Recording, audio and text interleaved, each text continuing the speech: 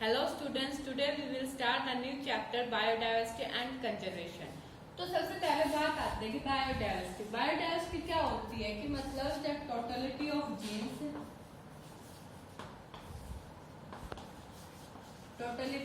Jeans species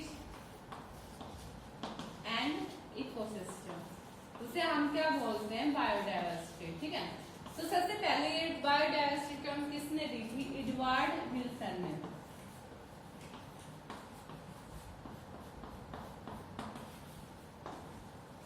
किसने दी थी? सबसे पहले एडवर्ड विल्सन ने। इसने कंबाइंड डाइवर्सिटी के बारे में बताया।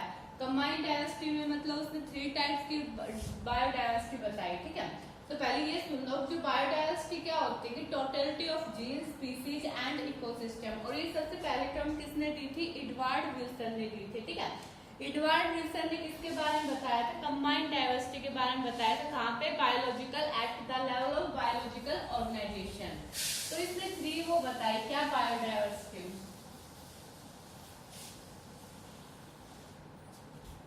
फर्स्ट तो क्या है? Genetic diversity. ठीक है,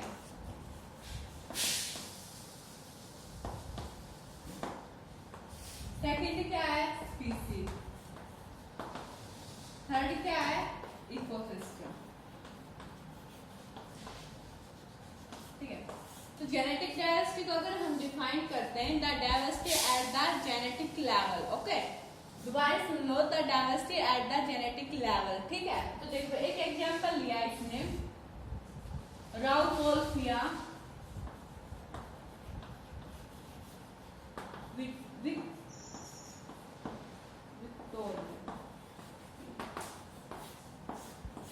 एक ही प्लांट है। ठीक है, क्या है इसका? Rauwolfia Victoria. ठीक है, ये कहाँ ग्रो होता है? हिमालय में ग्रो होता है। ठीक है,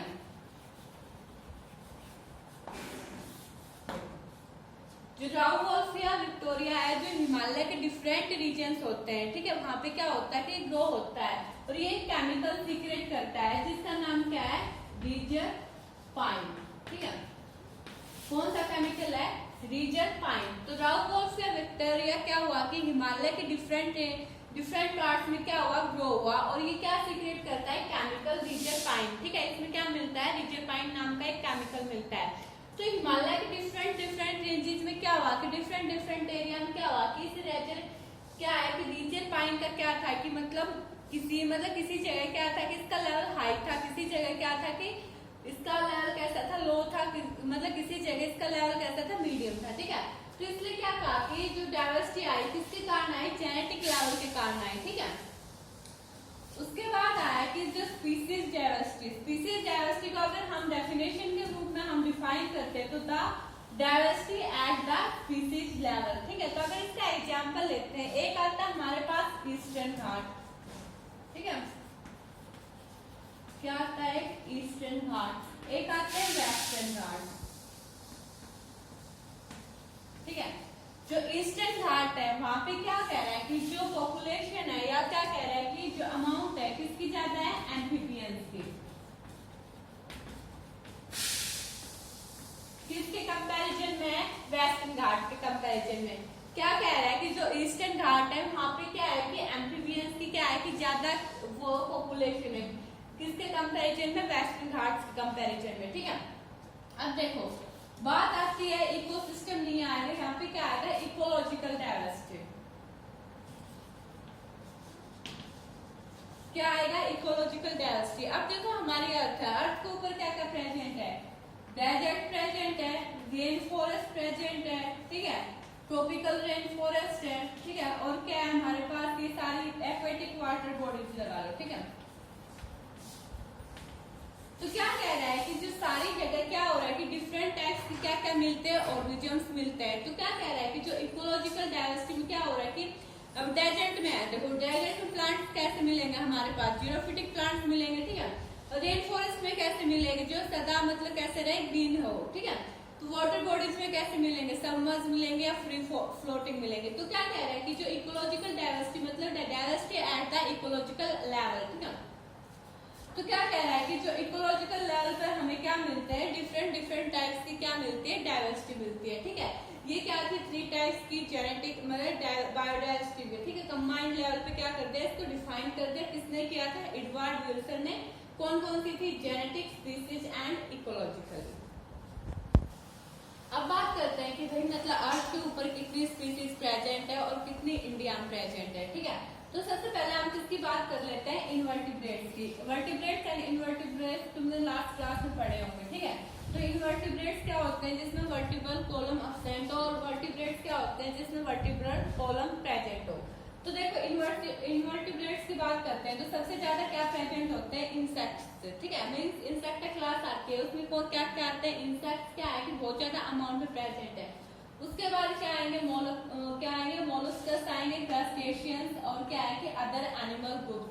अगर इनवर्टिब्रेट्स में अदर एनिमल ग्रुप्स की बात करते हैं तो क्या क्या आ जाएगा, पोरिफेरा आ जाएगा, प्रोटोजोआ आ जाएगा, सिलेंड्रेट्स आ जाएंगे। ठीक है, तो ये क्या था कि इनवर्टिब्रेट्स में सबसे ज्यादा किसकी अमाउंट प्रेजेंट है, इंसेक्ट्स की प्रेजेंट है। अब बात करते हैं किसकी, वर्टिब्रेट्स की। वर्टिब्रेट्स में मतलब क्या है कि आधे से ज्यादा क्या प्रेजेंट है कि स्पीसीज प्रेजेंट है। ठीक है, उसके बाद क्या आता है कि मैमल्स आगे, बर्ड्स आगे, रेप्टाइल्स और एम्फीबियंस प्रेजेंट होते हैं। अब देखो प्लांट्स की बात करते हैं।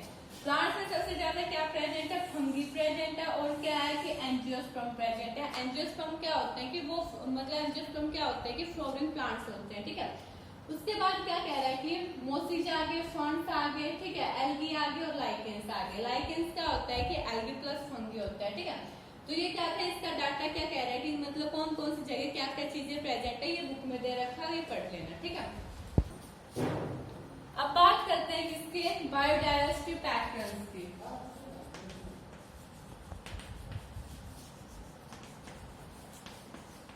बायोडाइवर्सिटी पैटर्न, तो सबसे पहले क्या आएगा, लैटिट्यूडनल।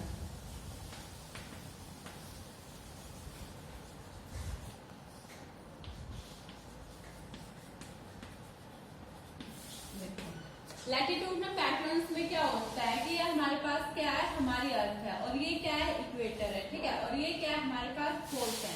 जब क्या कह रहा है कि हम इक्वेटर से किसकी तरफ जाते हैं, पोल्स की तरफ जाते हैं। पोल्स की तरफ जाते हैं तो क्या होता है कि हमारी जो बायोडाइवर्सिटी होती है वो क्या होती जाती है, डिक्रीज होती जाती है। ठीक है, दोबारा सुन लो, इक्वेटर से हम क्या करते हैं, पोल्स की तरफ जाते हैं तो हमारी जो बायोडाइवर्सिटी होती है वो क्या करती रहती है, डिक्रीज होती रहती है। ठीक है, अब देखो जो ट्रॉपिकल एरिया था, ठीक है, वहां पे कितने बर्ड्स थे, 1200 बर्ड्स थे। ठीक है, बाद में क्या हो गए, इनके अमाउंट क्या हो गए, कम हो गए, कुछ 500 के समथिंग बर्ड्स आ गए। ठीक है, ये सारा डाटा बुक में दे रखा है कि पहले मतलब 3827 रेप्टाइल्स प्रेजेंट थे, बाद में इनकी अमाउंट कितनी होगी। ठीक है, ये सारा डाटा तुम्हें खुद करना है बुक में से। ठीक है, अब बात करते हैं, बस इसमें मेन तो यही समझाने का था कि जब हम इक्वेटर से पोल्स की तरफ जाते हैं तो बायोडाइवर्सिटी क्या होती है, हमारी डिक्रीज होती है। ठीक है, अब बात करते हैं स्पीसीज और एरिया रिलेशनशिप्स की।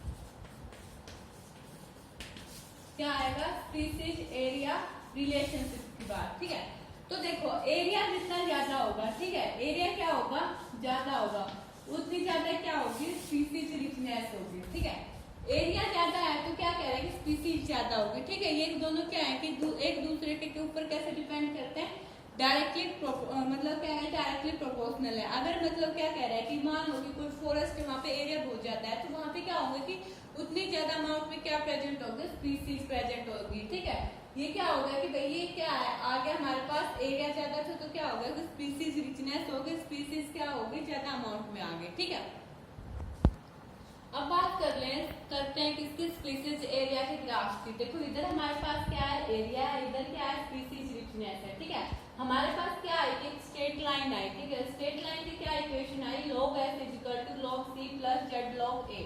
ठीक है, ये हमारे पास क्या है कि स्ट्रेट लाइन की इक्वेशन आई। ठीक है, तो S क्या डिफाइन कर रहा है, स्पीसीज रिचनेस को डिफाइन कर रहा है। A क्या है, हमारे पास एरिया है। Z क्या है कि जो स्लोप ऑफ लाइन है। ठीक है, लाइन का क्या है, स्लोप है। C क्या है, हमारे पास y इंटरसेप्ट है। ठीक है, अगर हम वैल्यू ऑफ Z की देख रहे हैं तो हमारे पास कितनी आ रही है, 0.1 to 0.2। ये कहाँ आई है कि मतलब जो प्लांट्स कहाँ थे, ब्रिटेनिया में थे, कैलिफोर्निया में थे। ठीक है, और कहाँ थे, न्यूयॉर्क में थे। उनकी मतलब जो वैल्यू ऑफ जेड क्या आई हमारे पास 0.1 to 0.2, ठीक है।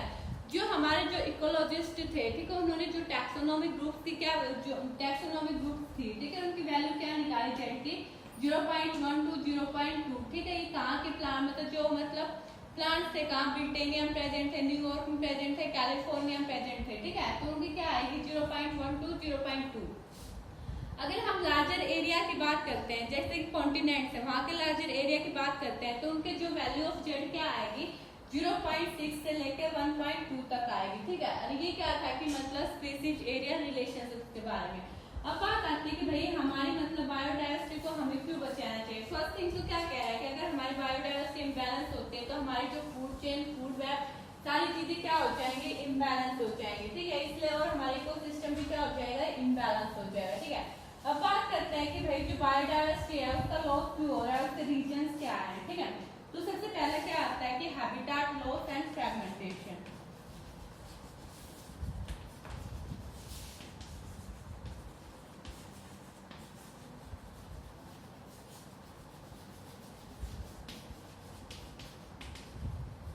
क्या है पहला reason, habitat loss and fragmentation, ठीक है। जो पहले हमारे जो फॉरेस्ट थे, अमेजन रेन फॉरेस्ट, क्या थे,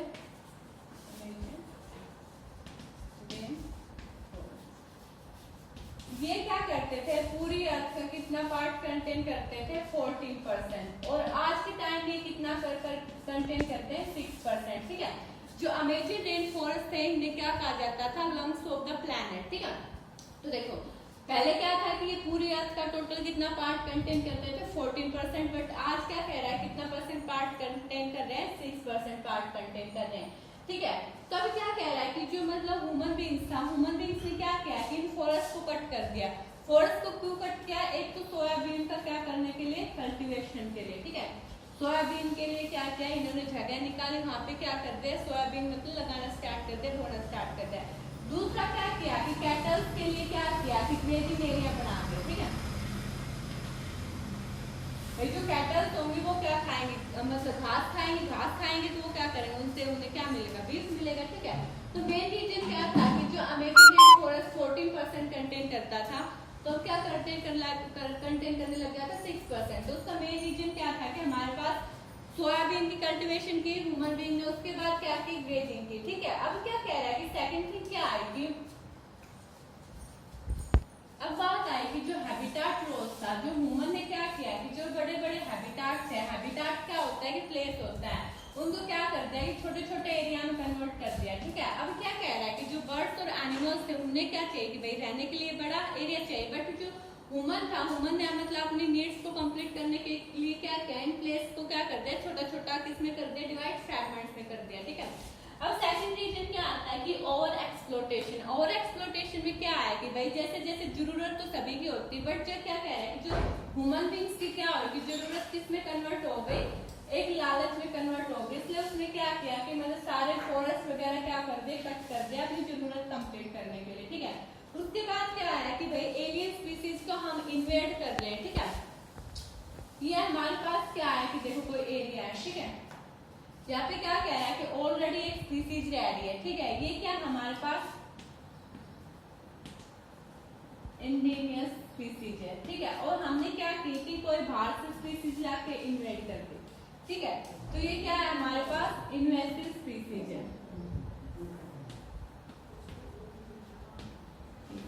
देखो एक एरिया था हमारे पास ऑलरेडी स्पीसीज रह रही है, वो कौन सी है, इंडिजिनियस स्पीसीज है, और जो बाहर से लाके हमने डाल ली इस एरिया में वो कौन सी स्पीसीज जो है हमारे पास इन्वेसिव। इन्वेसिव स्पीसीज के आने का कारण क्या हुआ कि जो ऑलरेडी स्पीसीज थी वो क्या होगी कि सारी खत्म हो गई, ठीक है।